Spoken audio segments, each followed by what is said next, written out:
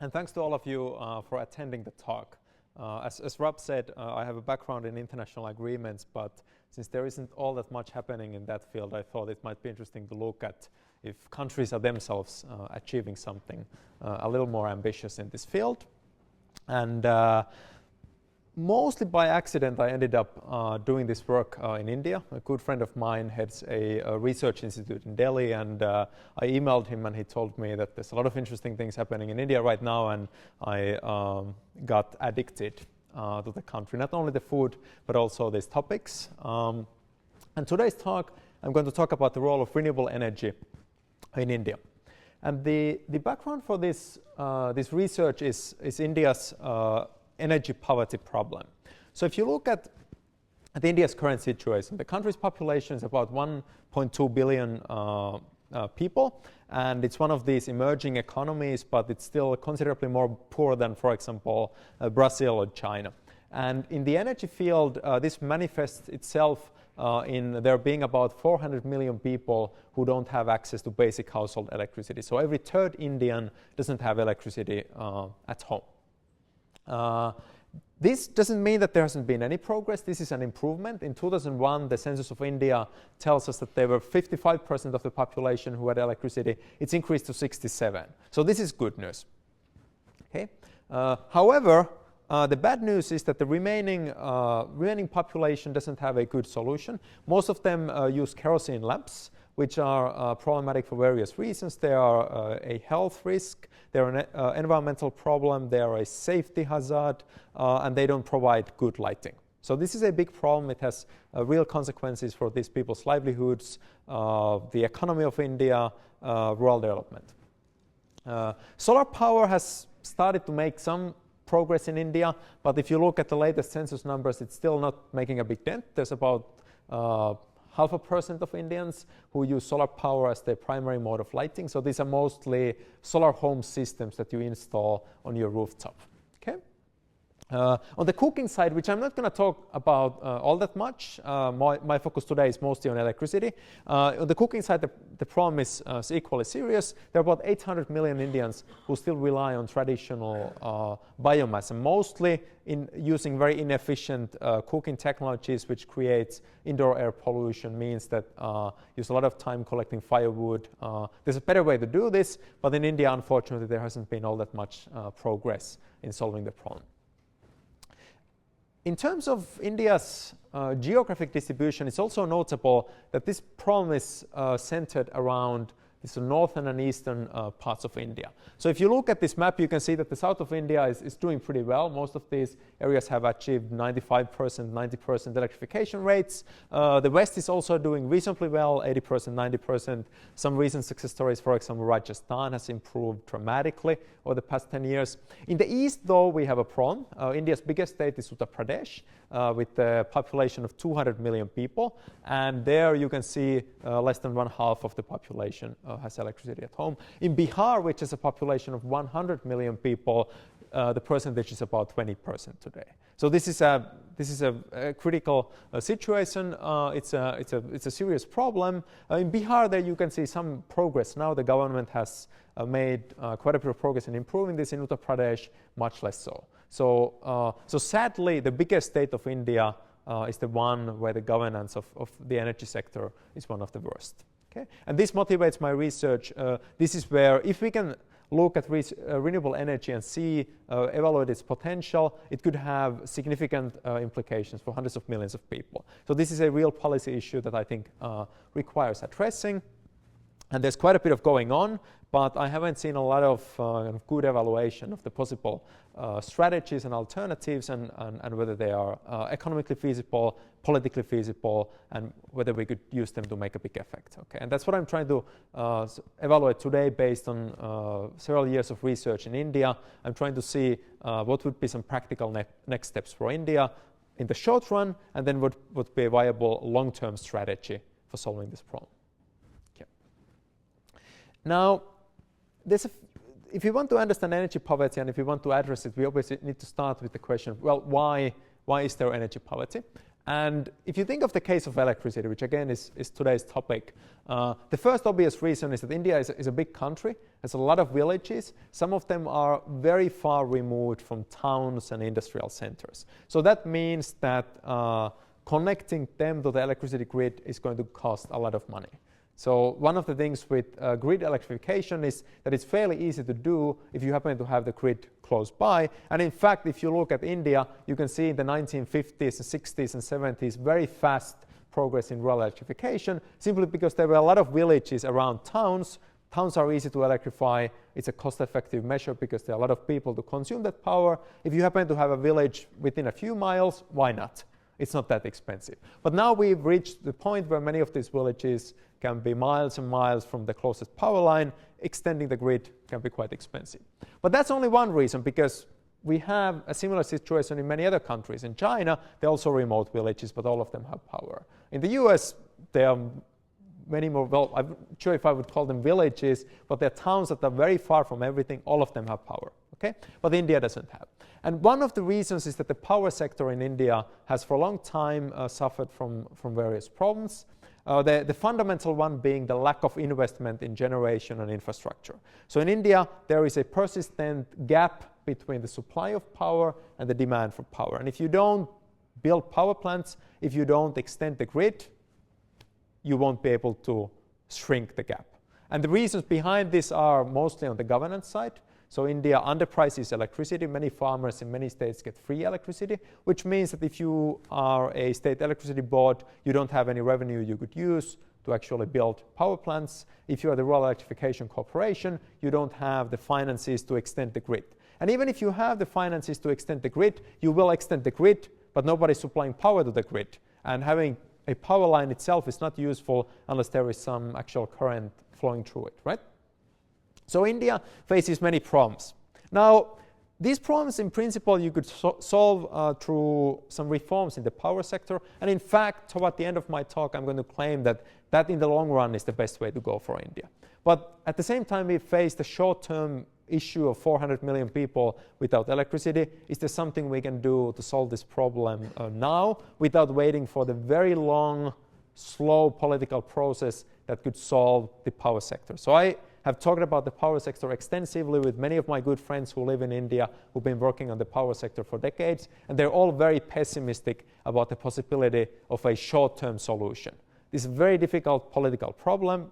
On the engineering side, I think we agree, everybody agrees what needs to be done, but on the political side, it is very hard because you have to raise power prices, and there are some groups, there are some constituencies that benefit from the low prices. Okay, in particular, some of these large farmers who are able to pump water out of the ground using cheap power. For them, the fact that the power is not reliable is not so important, because for them what matters is how much you get over 24 hours. When you get it is not so important. Whereas for a family who is trying to use electricity to provide lighting services, maybe a fan, mobile charging, in modern households, also cooking, which is not so common in India. So far, you need the power when you're at home, which is at night, when it's never available, because that's actually the peak time of the Indian industry.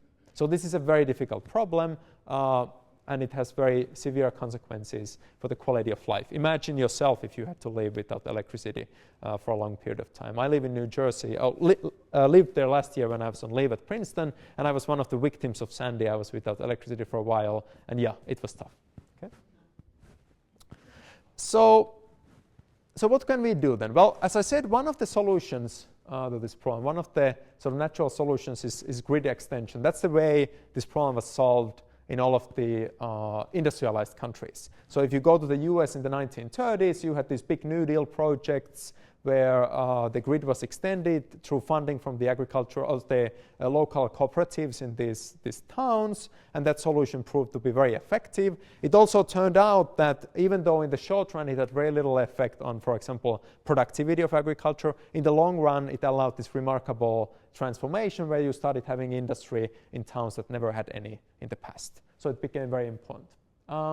The alternative solution for electrification is this idea of distributed energy generation. So this is the idea that instead of connecting these villages to the grid, you build this kind of mini power plants within the villages. So for example, the kind of extreme example of distributed energy generation is a solar lantern. So I could have this lantern that I charge during the day using sunlight, and then at night I get a few hours of light.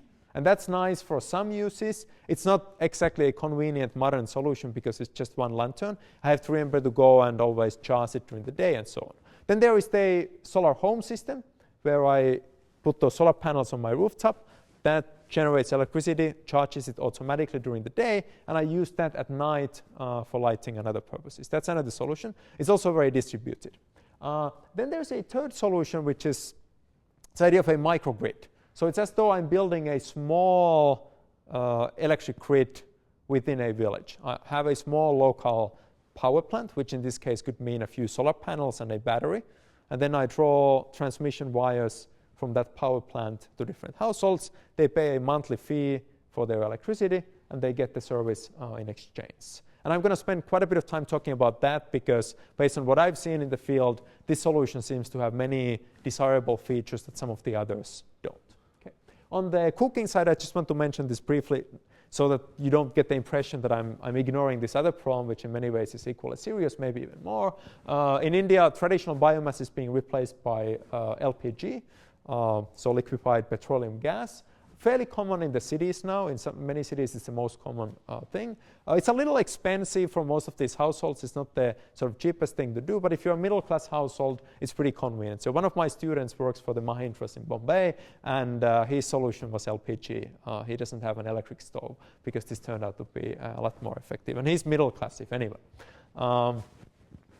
The other solution then is these improved cook stoves, which are kind of a second-best solution where you still continue to rely on biomass and you have to worry about collecting the firewood and all that, but at least you can try to improve the efficiency of the burning so that you'll have less indoor air pollution, you'll have less time spent collecting the firewood, and so on. Okay? So this is another solution that you see in the cooking space. Rob is a lot more qualified to talk about these solutions than I am, so I'm going to focus on the electricity in the spirit of comparative advantage. Okay. So why renewable energy? Why are we talking about renewable energy today? In the sort of grand scheme of things, if you go back just 10, 20 years, there wasn't a lot of interest in this. There were a few kind of enthusiasts. There were these people who believed in this being a democratic way of generating energy and getting rid of the oppression of the local electricity boards. But it was a very small kind of marginal fringe community, and there was very little interest in this by policymakers. And the reason was that it was very expensive. But over the past 20 years, we have seen a fairly drastic decrease in the cost of renewable energy generation. So wind power has become a lot less expensive than it used to. These days, still in most places, it's more expensive than, for example, coal, but the difference is not all that big. And if you happen to be in a nice windy area like, I don't know, North Dakota or something, then generating electricity for the local area from wind might actually be a best solution.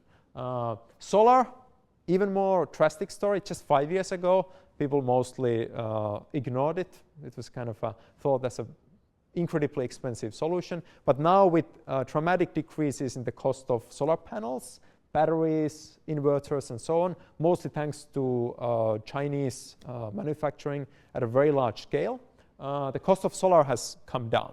And for India, this is particularly important. India is not, from the wind perspective, it's not necessarily the ideal country. When you're in India and it's 115 degrees, you'd wish India had a little more wind. It unfortunately often doesn't. But India, in terms of sun, is doing very well.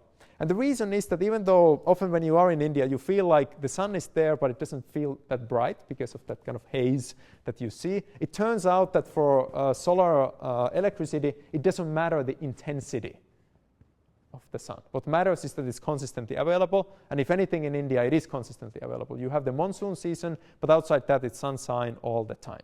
Okay? In many areas of India, including actually Bihar and Uttar Pradesh, where this problem is largest. And as a result, solar has a lot of power. Biomass, you can use it in better ways than just collecting wood and burning it. You can use, for example, manure. You can use in biomass cook stoves. There are all kinds of ways to do that. Small hydroelectricity. So you can use these small rivers. You have these new technologies that allow you to generate electricity from much smaller flows than in the past when the only solution was this large hydro electric facilities, these big dams that India actually has quite a few. Nehru, India's first prime minister, called them the modern temples. He was very excited about large hydro, but that potential is mostly being used now. All that we have left are the small rivers. The other thing is that, this is the reason why I'm interested in this, I'm a political scientist, we don't need power sector reform. So I think the power sector requires our attention, and India should do a lot more to reform it. I think the effort should be intensified, but it is a very hard problem. Whereas you can start and electrify villages using solar power without any power sector reform. The legislation in India, the regulations don't prevent anybody from going to a village and providing electricity. They make it very hard for you to build power plants and draw power lines and select your tariffs. That's very difficult. But decentralized generation, you can just go to a village and start doing it. Okay? So that's why it's a kind of a nice short-term solution that you can do without sort of big changes at the national level. Yes, sir. So because you're doing this village by village, you're setting up a grid village by village. You don't have to worry about any of these smart grid issues that people bring up here. So with smart grids, it depends on what kind of technology you are using. So there are some very simple ones that provide basic services like lighting and mobile charging. No need for a smart grid. All you need to do is you set up a basic DC system and that's it. If you want to have a prepaid real-time monitoring system, then you might want to have a smart grid even in a village. But as I will argue soon, I'm not optimistic about that because of the high costs. Now, India has, in the past 7 or 8 years, has done something impressive. This is the Rajiv Gandhi Gramin Vidyutikaran Yojana scheme. My Hindi is pretty terrible, but basically this is the Rajiv Gandhi Rural Electrification scheme, where the idea is to bring electricity to everybody in India. And in the past 7, 8 years, they've managed to electrify more than 100,000 villages. This is really impressive. India has about 600,000 and 700,000 villages, depending on how you count, and they've managed to electrify another 1/6 of them. So they're actually pretty close to having a 90 to 95% village electrification rate. There are 2 problems with this. The first one is that, again, having the power line does not help if there is no current flowing through. Okay? So you do need power. The line itself is not enough. The second problem is that within each village, electrification is defined today, I think, as 10% of the households having a connection, and at least one below poverty line household having a connection. So 10% is not a lot. So this could mean that all the villages have power, but nobody in the villages actually has any power.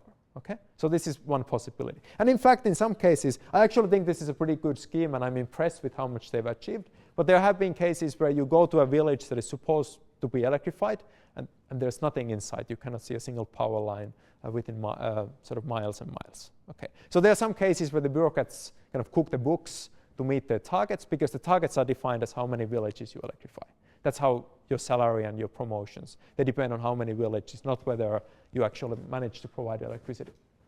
But this scheme also actually uses renewable energy and distributed generation. So there's about 3,000 villages, I think, that the government of India has managed to electrify using solar, wind, hydro, and so on. So they do this to some extent, not as much as they do using grid extension, because this is limited to the remote areas. So there is some formula, I don't know exactly how it works, that sort of determines whether a village is eligible or whether it qualifies for this kind of distributed energy generation. If it does, if it's, for example, a tribal village in the middle of a forest, then they will go there and provide electricity using this system. Okay. I'm not going to talk so much about that. It's a government-led scheme. I'm going to talk a little more about private sector solutions, which I think have some advantages. They, of course, have some downsides, which is, for example, that they depend on profitability. You cannot use it as a kind of a social service provision. They have the advantage that they depend on profits.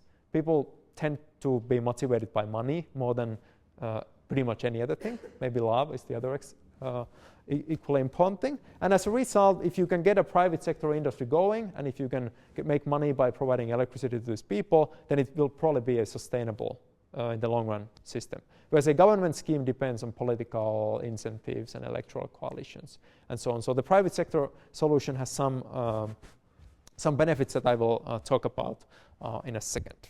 Okay. So I've already mentioned to you this. Yes.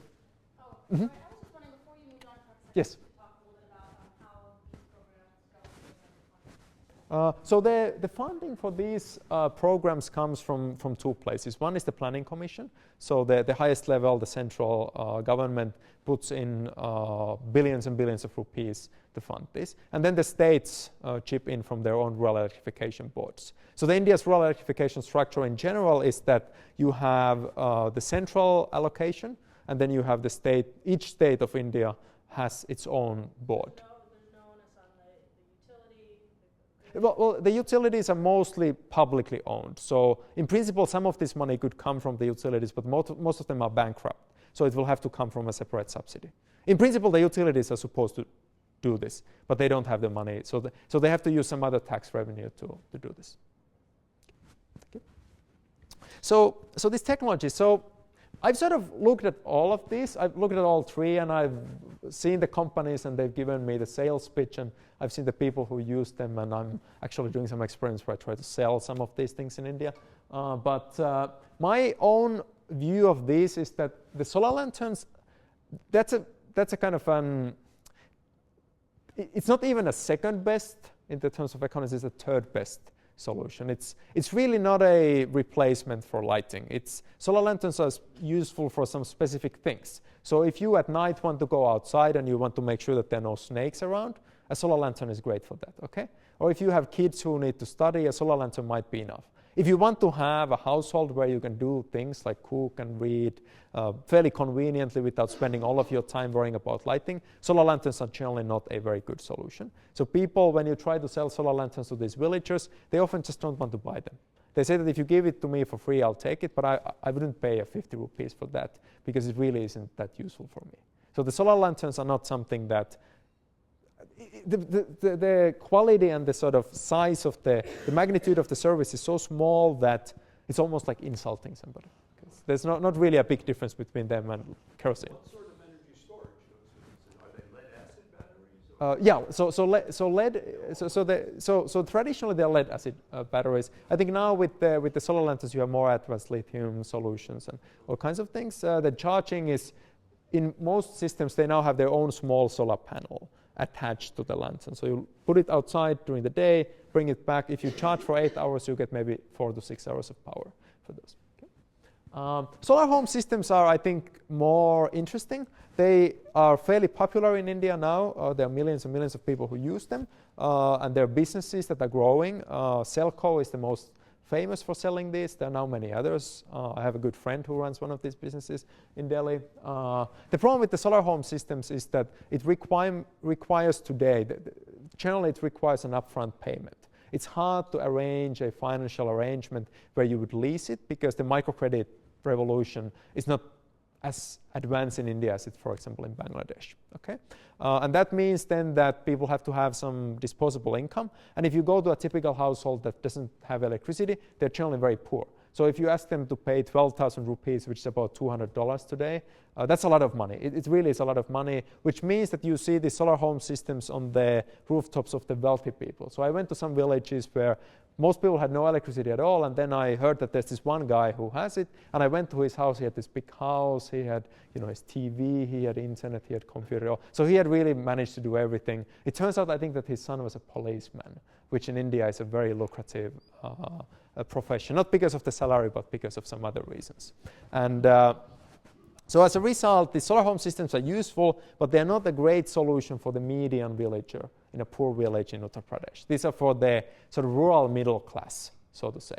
Okay, people whose lives kind of resemble ours, but are a little more basic. But these are not desperately poor people. Okay, solar microgrids are nice because they have this one great advantage, which is that what you're providing is a service.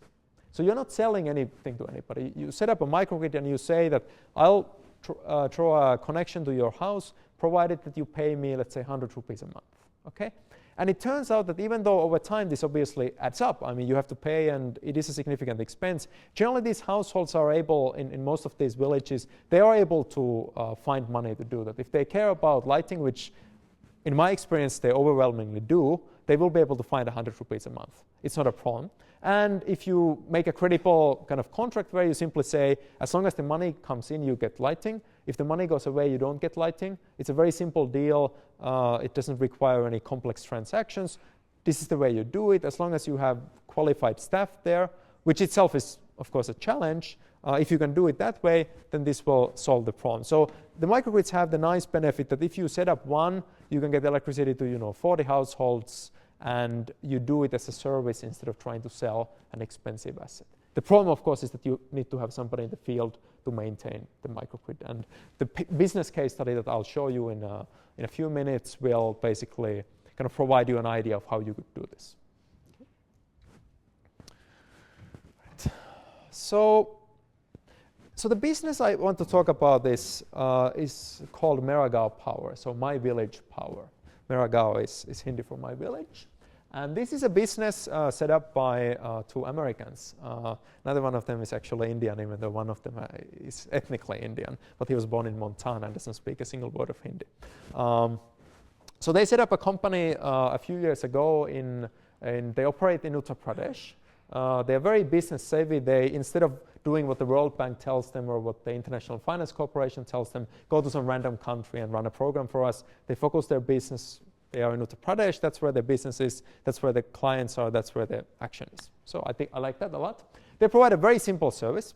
So a household in a village can get connected to the microgrid if they and get 2 LED lights as part of the package. And a mobile charger. These are the two by far the most popular kind of low electricity services that people covet.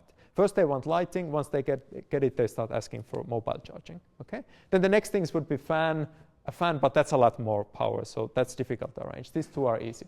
Okay. And this is what they get, and they pay about $2 a month. So 100 rupees, 120 rupees. The exchange rate has been going up and down, so it's a little difficult to pin this down, but it's in that ballpark.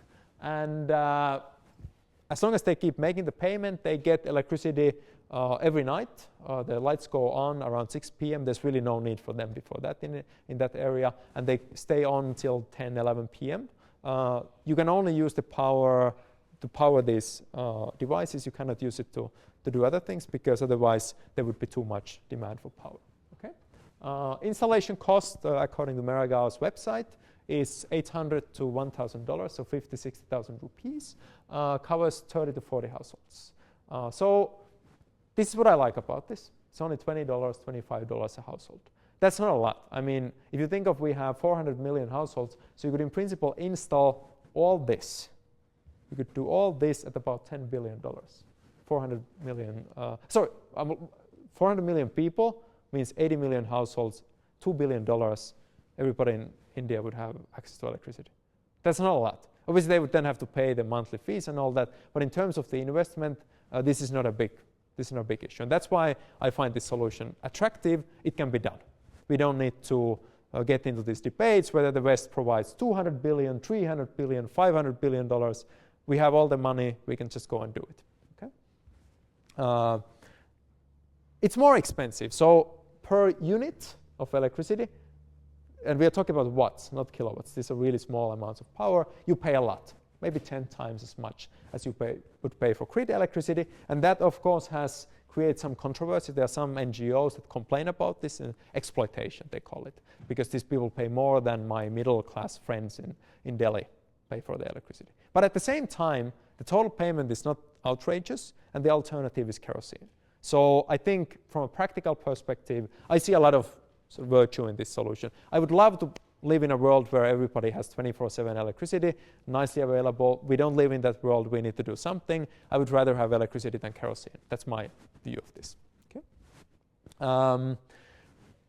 Most households can afford this. Not everybody. There are some of the very poorest, landless sort of laborer households might not be able to afford this. This would be too much for them. Most households, if they value the service, they will be able to. So if you have a typical household with, let's say, parents and 3 to 4 kids, they have some schooling fees, they own a bit of land, they farm, they have a small side business, maybe they bake something for the street side sales, maybe they decorate some saris, they can afford this. And in fact, they can make a bit of money if they improve their lighting, their saris that they decorate become more beautiful. Instead of selling to Lucknow, they will sell to Bombay. Bombay saris, you pay a lot more than you pay in Lucknow, you make more money. So you see some small business activity coming out of this. It's another nice feature. Not a lot. I don't want to overemphasize this. It's not like they start factories or anything, But there is some activity that would otherwise be difficult because getting good lighting from a traditional kind of battery charged light is very expensive.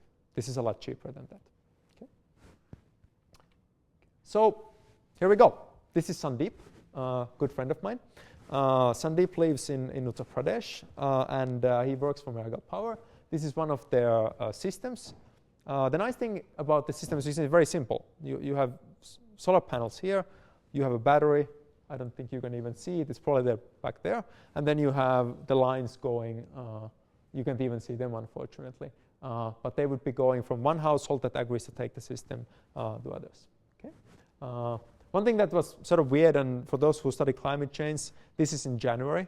This is not supposed to happen. We're not supposed to have monsoon in January. But when I was there in last January, they had what they call the winter monsoon, which last time it happened was in 1947. It destroyed all the crops, so climate change is a real problem for these people. I know of people in that area who went to meetings in other villages by boat, where they previously had used their bike. Okay, so this is a big problem. And it also makes actually electricity really difficult because monsoon, first of all, means that there's not that much sunshine. And the other thing is that since everything's very wet, the systems can get compromised and all that. So that's a challenge. Climate change has all kinds of effects we cannot always anticipate. Okay. Now, so why this? As I said, one of the reasons is this lack of need for a financing solution. You just make a monthly payment. So this is something that households can fairly easily do. You can get some small household business. So some examples, as I said, one of them is this roadside vending. So for example, there was this one woman who got a better lighting solution. She decided to start baking. She went to the closest road and she set up this little shop there. India is full of this and sells some samosas and pakoras and so on. And she makes a bit more money with that. Okay, and it's her own money. It's not her husband's money, which is also a big deal in these areas where gender kind of power is very asymmetric. Livestock handling, I've also heard of cases where people use solar power to take care of their cattle at night, which previously was not possible. You need to see if the animal is sick or if there's something wrong with some parts of its body or something. This allows them to do that. So that's another advantage. The quality of lighting, as I said, is better.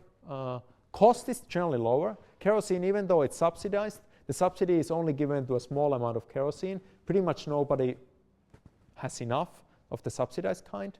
The private market kind is 3 or 4 times as expensive. You have to go and find somebody who wants to sell to you. It's a mess.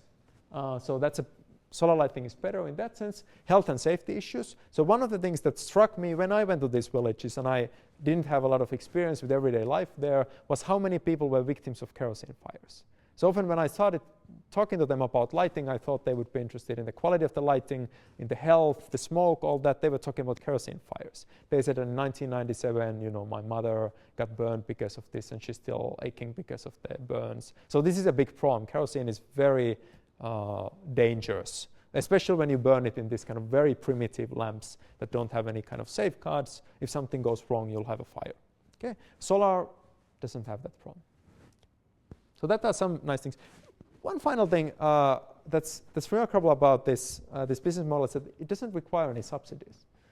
So the government doesn't give a penny to this. Okay, so it's this $2 a month is the market rate. This is what you pay without any government subsidy. So if the government wanted to provide a kind of a simple subsidy that the below poverty line households would get a lower solution, they could do it very easily and bring the cost down from $2 to $1. Okay, but none of that is necessary to bring electricity to most households there. All this can be done as a regular business transaction, which I think is useful because in the long run, it means, again, sustainability. Solar is sustainable environmentally, but also sustainability in terms of the business, because it doesn't depend on what somebody decides in Delhi.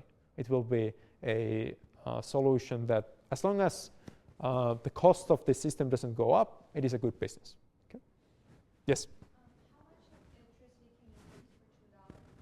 I think we are talking about just a few watts of charge. But the whole thing is based on this idea that today a mobile charger basically consumes nothing, 1 watt or something. That's the power. And the same with these LED lights, it's just a few watts, maybe 8, 9 watts or something. That is enough, okay, to keep this appliances going, and that's why this is a good business. As soon as you go to 100 watt or something, all this becomes really difficult to sustain in these villages.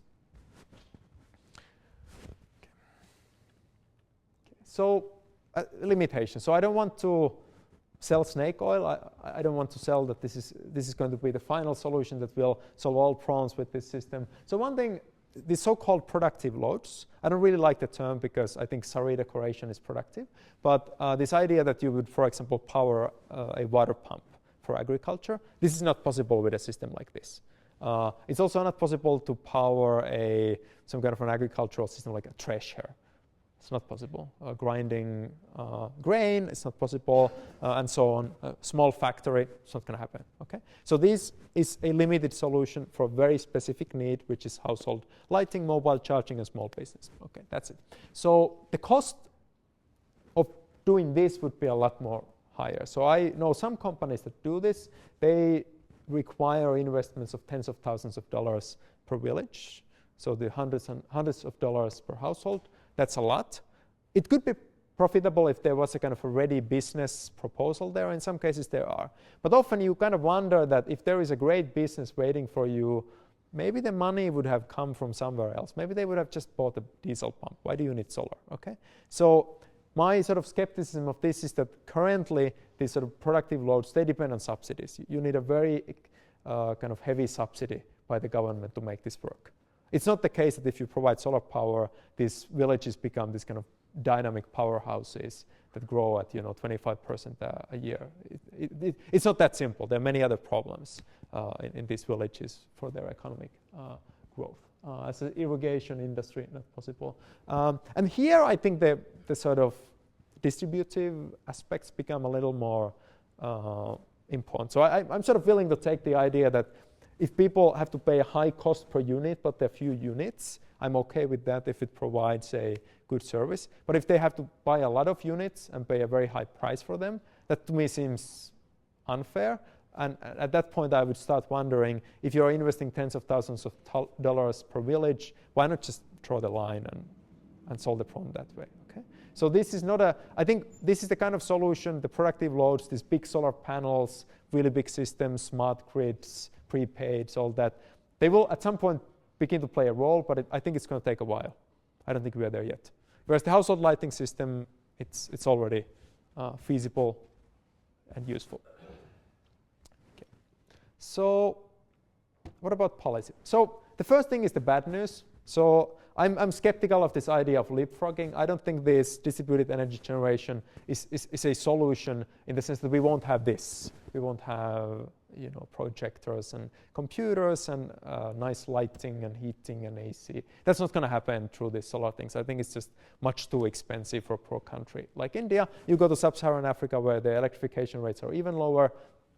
It's even worse. Okay. So I think power sector reform is ultimately the only way to really provide kind of modern quality of life to these people. I don't see any way out of that, at least right now. Maybe 30 years from now, there are some fantastic technologies that provide electricity out of air or something. But today, we still live in a world where power plants are the main thing to go. However, at the same time, this off-grid electrification has the potential to solve one of our problems, which is household electricity.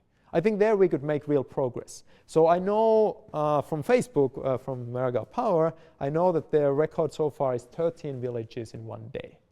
Okay, and this is a small company, 2 guys, local partner. Imagine if Tata or some other big company bought their business model and did the same thing. I think they could do 1,000 villages a day fairly easily. Okay. Maybe I'm a bit optimistic, but still, even if they could only do 100 a day, it's a lot of villages per year. Okay, so this is something that really good in the short run provide relief and provide a basic service that I think many people in these villages would value, while at the same time the government continues this kind of uphill struggle to fix the power sector. So this is something, I don't think this will change the world. I don't think this will change India, solve all its problems, but I think it solves one problem in a cost-effective way, and most importantly, we can do it today. Okay? So I think it has a role playing in that. And in fact, one of the things I'm trying to do right now, I still don't have the funding for this, but hopefully one day, I would actually do an evaluation of Maragall Power's business model. And when I say evaluation, I think to me, it's enough that this business makes sense if people want it. So we don't want to be patronizing. If villages want good lighting, then that's what they'll get. I think that's enough. I'm happy about this, even if I don't find as any kind of a development effect. But I do believe there's some hope for things like small business activity, improved schooling, maybe because of better lighting and so on. That would be nice additions. If having those would be great. That's not why villages buy these things. They buy them because they want to have good lighting. But if we, in addition, get some sort of transformative or socio-economic development, I think that would be great. And I'm hoping that we can do an evaluation, a kind of a randomized controlled trial to see if these microgrids can make a difference. The big challenge here, of course, being that we are looking at a cheap solution that produces small effects. So doing that in a kind of systematic way, capturing the effects is going to be a challenge. But we are trying to do it. Okay. And so what would I then recommend? I don't want to recommend too much. Many things I don't know. I haven't spent decades working on the Indian power sector, but I do have a few sort of thoughts I'm pretty confident about. And the first one here is that this off-grid electrification does have good potential. And I think these states that suffer from low electrification rates, so UP, Bihar, Orissa, and Jharkhand in particular, come to mind. I think they should make a concentrated effort to promote this system. They should not try to invest in these really complicated and expensive systems. They should not design any complicated subsidy schemes. Just create an environment where these private entrepreneurs can do their business while making sure that there's enough regulation that it doesn't turn into exploitation. And I think that would itself be enough. Okay? But unfortunately, some of these states, Uttar Pradesh hasn't really made a priority out of this. I think they should. At the same time, I mean, I think productive loads are a good idea, and it's good that we have these experimental projects. It's good that we have demonstration, commercialization, but we need to treat them as such. We should not get kind of carried away with the idea that we're going to go and provide these really big solar power plants to 50,000 villages in the next 5 years or something. I don't think that's going to happen, and if it happens, then it's an outrageous waste of resources. It should have been used for something else. So as a result, I think that it should be treated as a kind of an early stage technology that needs to be supported, but we need to be patient. Let's think of 10, 20 years, not 3 or 5, okay, for these productive loads. And then finally, power sector reform. Again, as I said, I really hope that the solar doesn't become an alternative. I hope it will be a complement. And the way I see this is I would hope that the pricing would be a little more rational. This is the really tough part, okay? So getting farmers who right now get electricity for free in Uttar Pradesh, getting them to pay for it, it's not going to be easy because they've been having the free service for almost 10 years now. Improved revenue collection, so I don't know if metering is the best way or if a fixed rate, better sort of monitoring. I think the power sector people are more qualified than I am to tell you how to do this, but I do think that this is an important priority. Increased investment in generation, this is ultimately one of the big problems. India needs to invest a lot more in power generation. And distributed energy should not be seen, as I've said probably 10 times by now, should not be seen as an alternative. It's a complement. There are these two things that provide different solutions. One solves the household problem in the short run. The other one has the potential for solving the bigger problem in the long run. And there's no contradiction between pursuing both, as long as it doesn't happen that one of them is used as a diversion. So you would say that, oh, I'm investing in all these solar things, so no need for power sector reform. I think that would be the worst possible outcome to come out of this. Okay? And I guess that's it. So just to highlight my message one more time. So solar power, which I've used as an example, we can talk about hydro and so on if you want, has potential for solving a real problem in the short run, but it's a small problem. We should not ignore the fact that there is a bigger problem that will require power sector reform. And India, I don't think, has any way out of this. I think they are either going to have to be satisfied with remaining a largely unelectrified country, or alternatively, they're going to have to fix this policy problem. Thank you for your attention.